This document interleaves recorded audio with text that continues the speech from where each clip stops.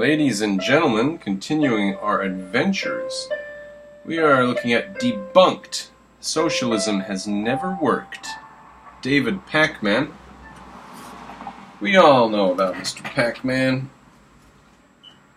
Goes around gabbing his big old mouth at stuff, huh? We were around 6 minutes on this video. Right about the time we were talking about these numbskulls. There were many different philosophies that branched out of this to form separate socialist intellectual movements. This is where the idea that socialism means any one thing is dispelled. When someone says socialism has never worked, be suspicious that they're thinking very narrowly and really not taking into account how many different types of socialism there really are and how different types of socialism have manifested, or they might just be completely clueless about history too. Many of the flavors of socialism have some overlap and aren't... There's a lot of different kinds of socialism. How is he debunking that it's never worked? It sounds like he's listing the fact that a lot of different kinds of socialism have occurred. Now, he better get to the point where he says that they worked. And that's going to be the meat and bones of his point, right? How are they going to say they actually worked? What examples is he going to give? Necessarily mutually exclusive movements. One of the first schools of socialist thought was Utopian Socialism, which in itself is sort of an umbrella of different theories, but in this way of thinking, socialists opposed that capitalists, factory owners, and others would voluntarily hand over the means of production to workers. They believed that this would be accomplished by way of education and conversations between socialists and capitalists. Dialogue. Until all the means of production were controlled by the collective and decentralized democracies. Many utopian socialist groups... So they believed it would happen voluntarily. And that turns out not to be the case. That belief was not true. Now, are you going to come up with a new theory or reevaluate that theory? Or are you just going to bowl ahead and say, we need dialogue and we need the people to own the means of production? Because that system didn't work. So what are you going to do now? Christianity to form the rationales for their views. Utopian socialism has often been criticized for focusing too much on theoretical models of how the socialism might work, and not enough on how it would be achieved, hence the name utopian. Then there's Marxism. Now, many people refer to Marxism colloquially as communism, even though communism can actually describe an array of different systems, some of which don't even involve a state, which I'll touch on in a second. Now, the state is just a group of people wielding power. I guarantee you that there will be a group of people wielding power anywhere that there are people. So to say that communism is a theory that sometimes doesn't even involve the state is only to point out how stupid and naive the people who hold that theory are. It's not to point out anything original or that we haven't taken note of. You people haven't even taken note of the count that communism doesn't even have a state. Baloney. The state just means people wielding power. Any system is going to have people wielding power. Believe you me, you unicorn-brained idiots. Marxism is definitely not merely synonymous with socialism the way many people think. Marxism is a type of socialism or a type of communism, something very specific. And it's not just an economic system, it's an entire philosophical worldview and a way of analyzing politics and society, economics, history, religion, art, whatever. And there is much more that can be explained about Marxism than I'm able to cover in this video, but as an ultra-simplified overview, political Marxism is centered around class struggle, revolution, and Marx's historical theory of materialism. Marxism advocates a revolution wherein a society's... Is he debunking the idea that socialism has never worked? Or is he trying to throw a bunch of flashy infographics in front of people and say, Marxism is a very advanced theory, very advanced. Very advanced. Couldn't cover anything in this video. Of course not. That's not the point of the video. I'm not saying that. But he certainly couldn't say anything about it. All he does is flash those graphics, which were insane. Did you see those graphics? Go watch the video and see those graphics. They were insane. To leave them up for 2 to 3 seconds. Okay, so he is trying to give the impression that this is an advanced scientific theory with lots and lots of things about it that one must study and learn, right? He's trying to give off that impression about Marxism. It's actually just an industrial age screed written by people who didn't understand the industrial age unfolding around them. Of production are taken by force, rather than by reform or negotiation or slower forms of transition. The means of production will then be controlled by a proletarian state. He just draws a distinction between the means being taken by force, the means of production being taken by force, or by voluntary dialogue.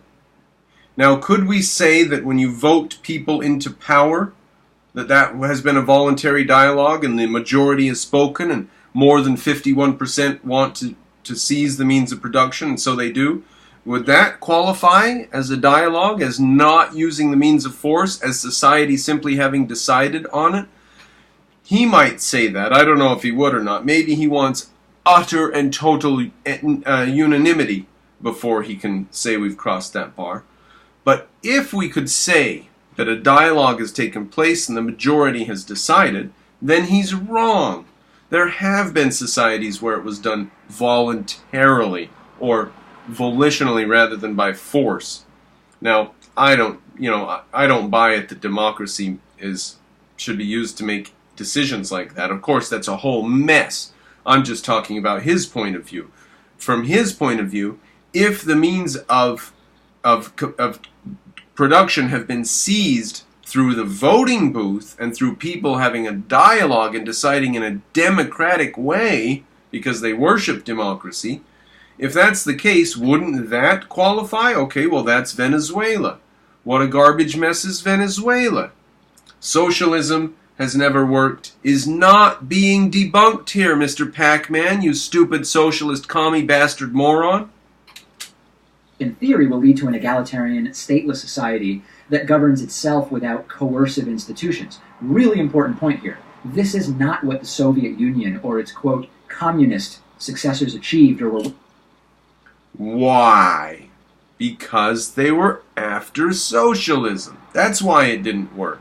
He says, it's a very important point here. They did not achieve what was in the theory books. Of course they didn't achieve what was in the theory books. You can't. Every time anybody tries, it's slaughter and mayhem. Now, it's not a very important point here. They did not achieve communism. They achieved dictatorship. It is important. It is an important point because that's all you can achieve with this. It is an important point. Or, despite their pretenses, Bolshevism, Maoism, and the like are inherently right-wing, totalitarian... Pretenses. Stalin, Mao, all of the great dictators you can think of. Pretenses. Thank you, David Pac-Man. These people they didn't really believe in what they said they believed in. He's judging all of these extraordinarily bloodthirsty dictators who were willing to kill tens of millions of people. And David Pac-Man is willing to dismiss all of them, all of those piles of corpses, as their pretenses. They had pretenses to helping the proletariat, helping the workers. Pretenses. In actuality, what were they up to, David Pac-Man? What were they really doing if that was just their pretense? Versions of Marxism.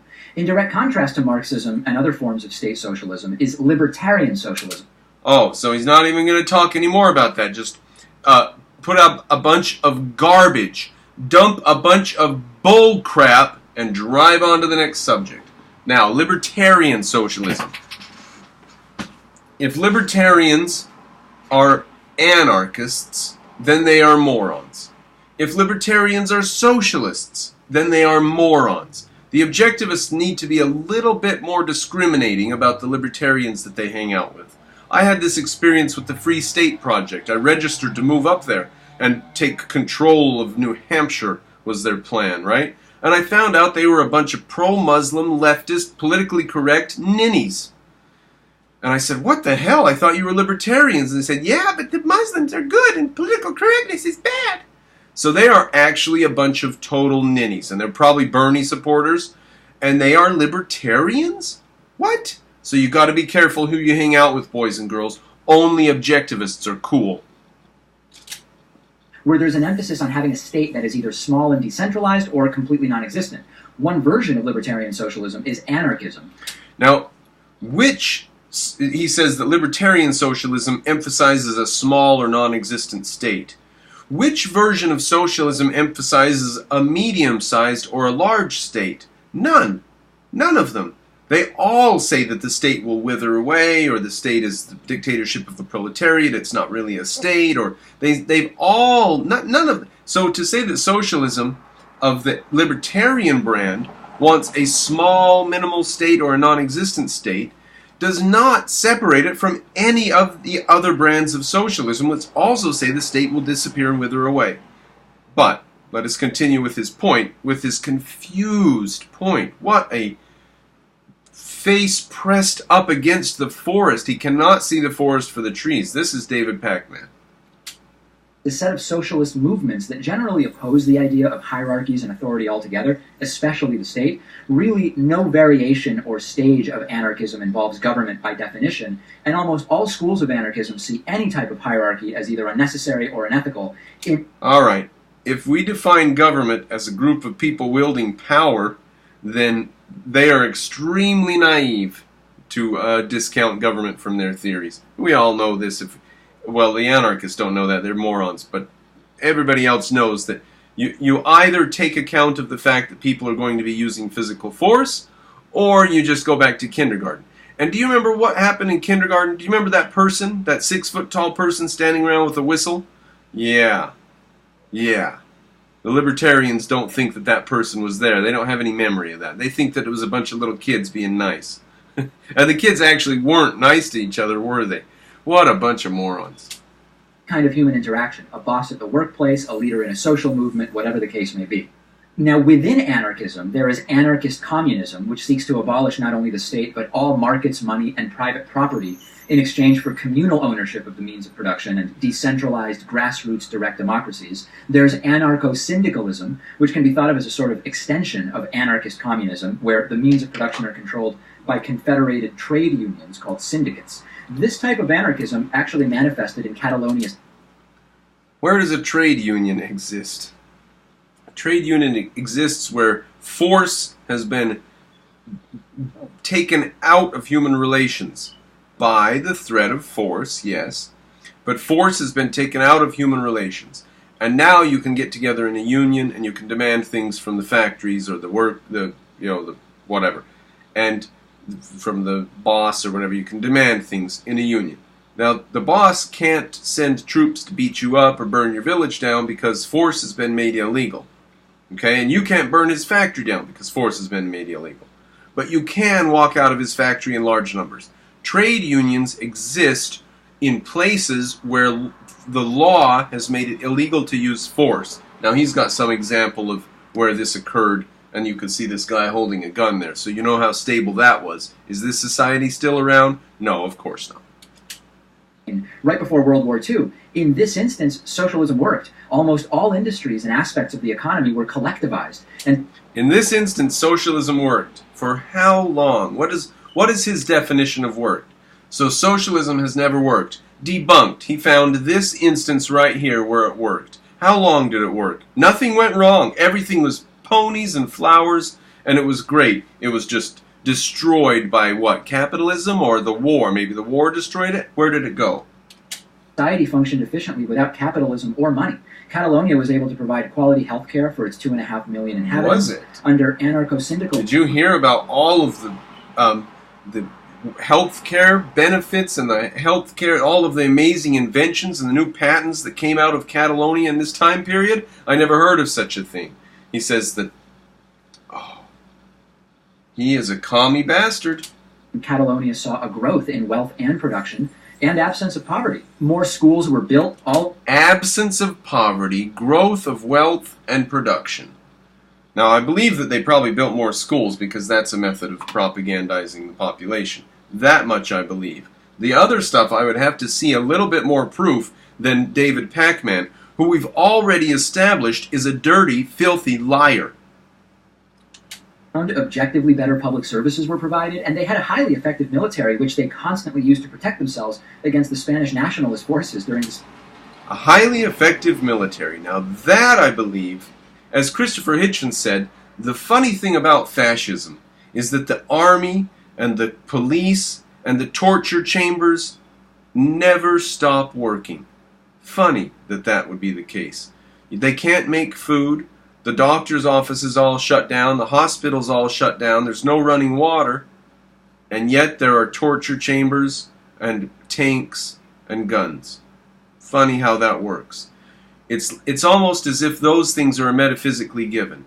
It's almost as if physical force and someone using physical force is just a metaphysically given, and you can't get away from it. And you just have to deal with it somehow.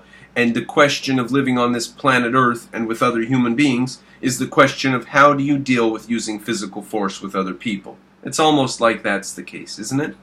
Their army worked. Now, I don't believe the other shit. I don't believe that increase in production and all that shit, unless there was private ownership of property. Or, this is the only example in the history of mankind, and it's not being talked about, and nobody knows about it, and statistics aren't available, and there were no video cameras there, and it wasn't documented. But we can take David Pacman's word for it, because we know he's an honest man. He hasn't been deceptive up to this point, has he? Civil War. George Orwell described what he saw when he visited Catalonia in the 1930s. It was the first time I had ever been in a town where the working class was in the saddle. This shows you what human beings are like when they are trying to behave as human beings and not as cogs in the capitalist machine. Anarcho-Syndicalist communities also exist today in Chiapas, Mexico, which first developed in the 1990s under the Zapatista movement. Today, they successfully provide adequate education and healthcare services for them. Adequate, he says. He's the judge of what's adequate. They provide adequate. Who gets to judge what's adequate? Well, they don't have all the fancy stuff that they have north of the border in America, but it's adequate, says David Pacman. So when you die of some sort of cancer that's treatable for $1,000 north of the border, he says, well, that's fine because it was adequate, according to him. What a scumbag. Now, the idea that this little place in Mexico, some little village or something, has successful socialism underneath the umbrella of the Mexican army and government and state, which is also underneath the umbrella of the United States of America, protecting Mexico from any possible foreign invasions, and they are successful at practicing socialism. Pretty shallow, pretty naive, Mr. Pacman. Pretty naive. They have sustainable and ecologically sound agricultural practices, which provide more than enough food, and they are champions of women's rights. And you got that? They're even economically sound, ecologically sound, sustainable. They're environmentally friendly. They have a bunch of unicorns shitting out rainbows down there. Wow, it's utopia. They're environmentally sustainable. They are even champions of women's rights. They check all of his boxes of progressive leftism. Of indigenous Mexicans. Oh, and they're even champions of indigenous Mexicans. Oh, are they? The other types of socialist anarchism. By the way, socialist anarchism should be redundant because things like anarcho-capitalism present oppressive economic hierarchies of... Now, what would it mean, let's stop for a second there, about the indigenous Mexicans. What would it mean to be a champion for the indigenous Mexicans? I would say that it would be admitting that they are human beings and allowing them to take a part in our society if they want. Now, if they initiate physical force and don't obey our laws, we'll put them in our prisons. But as long as they're willing to obey the laws and take part in society, then they should be allowed to. That's what I would say would be a pro-whatever indigenous person's stance. I don't know what he thinks a pro-indigenous person's stance is. He didn't say, did he? He just said that those people, this socialist community, supports indigenous people, which just checks another one of his boxes of leftist progressivism nonsense, doesn't it? That are inherently non-anarchistic, but with all of the ANCAPs running around on the internet these days, it's worth just clarifying that point. Beyond anarchism, there is democratic socialism and social democracy, which seek to implement the principles of socialism in the context of a democratic and sometimes capitalist state. Principles like equality, social justice, environmentalism, civil liberties, free speech. Democratic socialism and social democracy differ from anarchism, obviously, because there is a state. They differ from Marxism, because they're frequently thought of as systems that are achieved through reform, as opposed to revolution, or they're thought of as vehicles for reform to something else, and they also don't carry many of the other characteristics of Marxism. Democratic socialism and social democracy are often considered more centrist than Marxism or anarchism, and, according to many, are even compatible with capitalism, or at least some elements of capitalism. In other words, in democratic socialism and social democracies, you can have markets, but the state provides a great deal of regulation and social welfare. Distinctions are sometimes made between democratic socialism and social... Now that's not a stable system. So to say that that is a system is not true. Now I don't expect him to understand that by any means. But objectivists can understand that a mixed economy is not just like one of the options on the menu. It's an unstable system that's going to move further and further towards statism unless people turn it around and move it backwards away from statism. But it's inevitably going to move further and further towards statism unless something is done. So it's not a stable mixture. It will disintegrate. It will become too expensive at some point. So for him to point to it as just an item on the menu of ways that you can do things shows his naivety. Now this is not debunking socialism. This is, or the idea that socialism has never worked. This video is not debunking that. And that one little stupid example of Catalonia is really lame, and he didn't say anything of substance in there, and gave no proof. These people that always harp on proof gave no proof of his things. He gave assertion after assertion and no proof. This is pretty weak stuff, Mr. Pac-Man, which would fool only idiots and fools. You're being dishonest, and you're going to trick people, but you're only going to trick people who aren't willing to think hard enough to see through it. You're only going to be tricking fools with this stuff.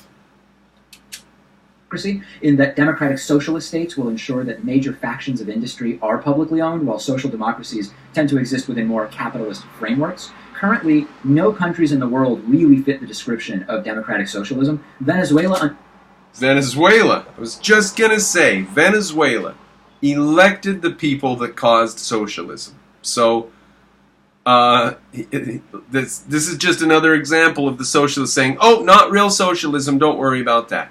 Every single time their system gets put in place by the army or voted into place, he will say, despite their pretenses, that's not real socialism. Despite their pretenses, millions of corpses, piles of corpses over decades, over generations, and he dismisses it by saying, despite their pretenses. It was just pretense. That wasn't real socialism. They didn't even want real socialism. It was just pretense. Somebody is full of pretense. Somebody's full of pretense, aren't they, Mr. Pac-Man? Hugo Chavez claimed to be democratic socialist, but it was, and still is, by the way, just another right-wing, oppressive, authoritarian type of... So when socialism fails, it becomes right-wing. Just like that, instantaneously. Hugo, leftist, socialist, gets into power, failure ensues. That was right-wing. Pretty thin, Mr. Pac-Man. Transparently thin. There are a handful of countries today that can be accurately described no explanation, no justification. On with the show. Egalitarianism, things like social welfare. Nothing to see here. Don't worry about Venezuela. Just a right-wing problem. Was it? What was right-wing about Venezuela? He just dismissed it as a right-wing problem and went right the hell on to the next subject. Real quick like. Venezuela's current. It's in the news today. It's happening now as he makes and posts this video. And he's just going to dismiss it by saying it's a right-wing phenomenon. Okay? If nothing else in this video got your attention, if everything else in this video seemed plausible to you, then the idea that he would dismiss Venezuela as a right-wing phenomenon and go on saying that and nothing more about it should make you suspicious of his moral character and what exactly he's intending to do here. He's not spreading knowledge or information. This is terrible, terrible propaganda. Healthcare and representative democracy to flourish within the context of capitalism. Think of countries like Denmark, Finland, Norway, Iceland, Sweden. Denmark, Finland, Norway, Iceland, Sweden, all having huge problems right now because of their immigration. These are not stable societies. They are socialist. To the extent that they're socialist, they're not stable. And the wealth that they allows them to distribute all this money to their populace came from somewhere. It came from capitalism. It was built first. And when you shut off the floodgates that cause the wealth and start distributing it, it starts running out. And that's what those societies are experiencing. As Trump said, look what's going on in Sweden. And as Don Lemon said, nothing is going on in Sweden. Right? And I'm sure that David Pacman's on that side. Nothing is going on in Sweden. Don't worry about Sweden. It's fine. It's a socialist paradise over there. Yeah, well, they have a freer economy than America in a lot of ways. To the extent that they're socialist, they had free economies in the past. Sweden particularly had a very robust free economy up till the 1960s. So he's not proving the way that socialism works here. He's just giving us a snapshot of when capitalist societies go bad, what happens. That's Scandinavia. Democracy is sometimes referred to as the Nordic model. These countries have free college, free graduate school, free or inexpensive world-class healthcare, paid through taxes. Compared to other developed countries, generally speaking, they have lower rates of crime and a higher quality of life. Paid through taxes, Norway exports oil, right? They have a huge oil fund. They actually don't pay for it through taxes. But yeah, generally paid through taxes. And think of Volvo, right? Big car company. But why aren't there any new car companies? And why is Volvo now owned by China? Why did it fail? Why did it go bankrupt? If these are such great countries. Socialism has been used to solve economic problems for millennia. Socialism has been used to solve economic problems for millennia. So after all of this litany of evidence that socialism doesn't work and all these failures and piles of corpses, now he makes a bald assertion that socialism has been used to solve economic problems. Variety of places and in different forms. Sumeria, circa 2100 BC, had a state-planned economy. Food.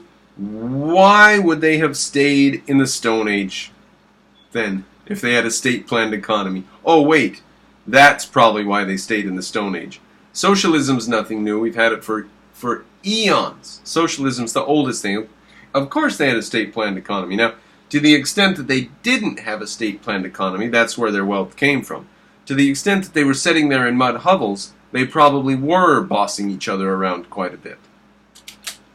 And by the way, did he not just say socialism has been used to solve problems in history, and now he's giving the example of a state-planned economy? Now, is it the case that state-planned economies are socialism, or is it not the case that state-planned economies are socialism? If it's the case that state-planned economies are socialism, which he says here, then can we not point to any of the state-planned economies in the world modern day as socialism, or just this one? And this one from 2,000 years ago or more. Why? Because he can point to it and say, it worked perfectly, right? There's no newspaper articles about the piles of corpses or whatever, and for all we know it wasn't. Who knows how socialist it really was, and how powerful the state was, and whether the state was actually able to enforce its law outside the city gates, and maybe there were thousands and thousands of mud huts in the countryside that weren't part of the official economy, that were actually the backbone of the real economy, right? Something like that. So he's got to make up his mind. Is central planning socialism, or isn't it? If it is, like he's saying here, then the modern world is full of socialist states. If it isn't, then this doesn't qualify as a socialist state. So he's both dishonest and extremely confused. Distributed through the state. Evidence of their bureaucracies can be found written on tens of thousands of clay tablets that were excavated in modern-day Iraq.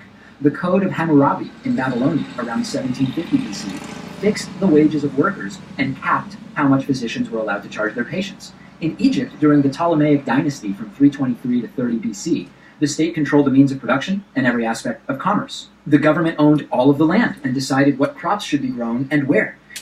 Price fixing, government planning. Oh, these are very stable societies. They must still be around today. Nope. Controlled the mines, the production of oil, salt, paper, textiles, and everything was funded through an intricate taxation system. Under Emperor Diocletian, during the 3rd century BC, Rome responded to harmful monopolies and widespread poverty and unemployment by nationalizing all major industries and creating tons of public work projects. The Chinese emperor... How did that work out for Rome? It went pretty well, right? They're still around. That robustized their economy, and from there it was all up. They just got stronger and bigger and better from that point forward.